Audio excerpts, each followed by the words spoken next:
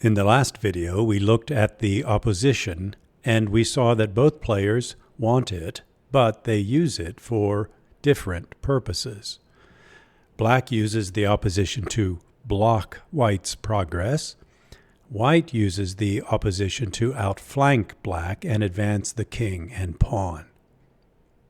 In this video, we'll see both white and black using the opposition, and we'll see instances of where the opposition does and doesn't work.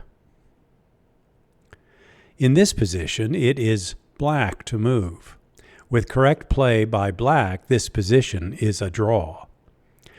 White would like to advance the king and pawn, promote the pawn, and eventually win the game. Black's goal is to block the white king and prevent it from moving forward. So black plays king e6, moving directly in front of the white king and taking the opposition. It is now white's turn.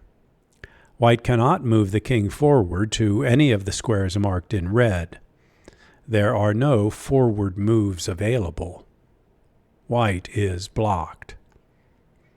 White must move to the side. Suppose white plays king f4. Black responds with king f6, again taking the opposition and blocking the white king. The white king returns to the e4 square, and black blocks again with king e6. This position has now appeared on the board for the second time. White tries king d4, and black continues to block with king d6. White is making no progress.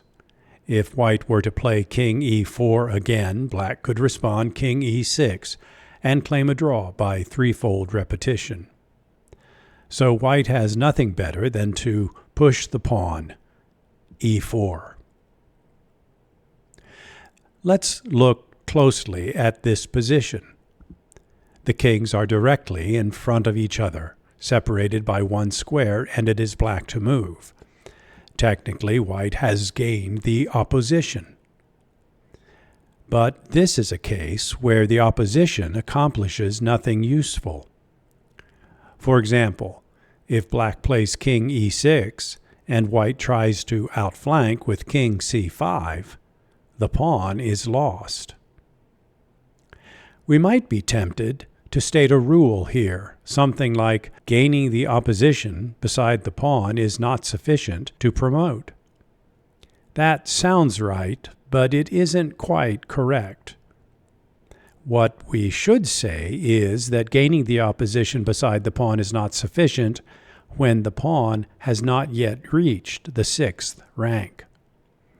We'll return to this idea later. For now, black must move. His only move to hold the draw is king e6. Suppose white plays king d3. Black has several playable moves, but king e5 is best, and white follows with king e3. Once again, white has the opposition, but once again, it leads nowhere. The opposition here is meaningless. In this position, chess coaches will often say that black should drop the king straight back. We agree.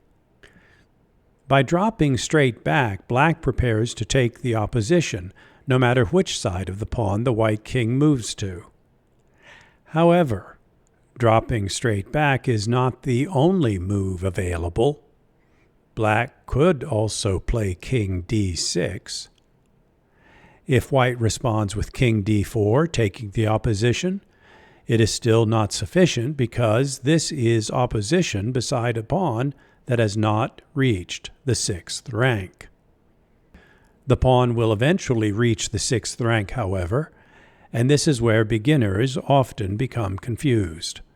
For that reason, it's better for black to get into the habit of dropping the king straight back. From here, the same pattern of moves we've already seen continues.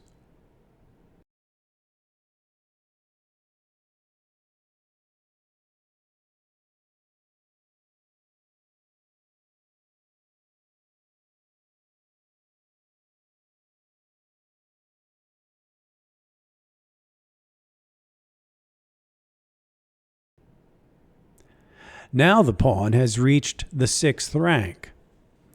Here black must drop the king straight back and prepare to take the opposition.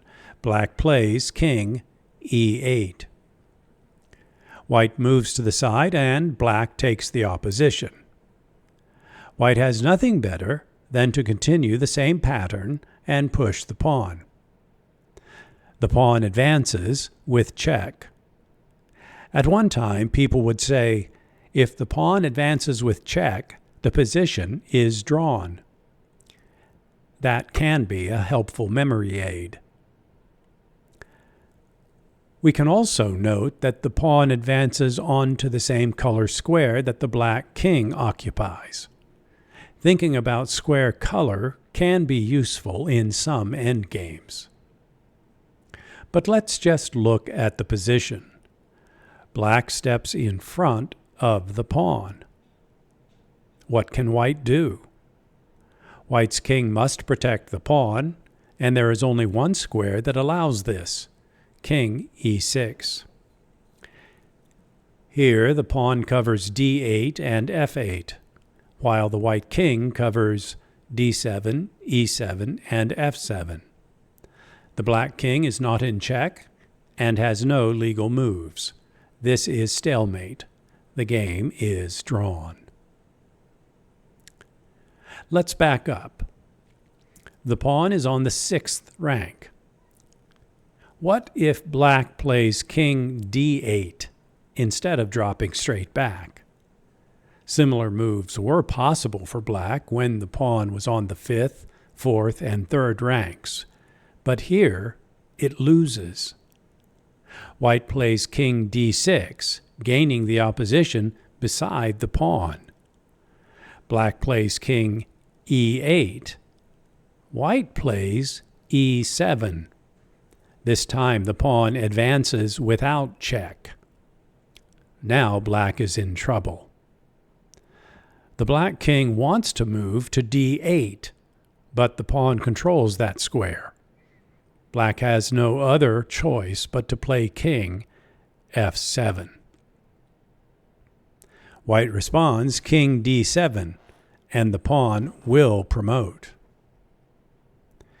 In this video, we've looked at this position and seen that with correct play, black holds the draw by taking the opposition. Black is able to use the opposition to block the white king from making progress. We've also seen that white is able to gain the opposition at various times, but not in any way that accomplishes anything useful. So the opposition by itself is not enough. When the pawn is still on the 3rd, 4th, or 5th rank, white can gain the opposition beside the pawn and still make no progress. In those positions, the opposition is real, but it's meaningless. Once the pawn reaches the 6th rank, the same idea changes. Now, gaining the opposition beside the pawn decides the game for white. Thus, black must be careful. When the pawn is on the 6th rank, black must be able to gain the opposition even when the white king is beside his pawn.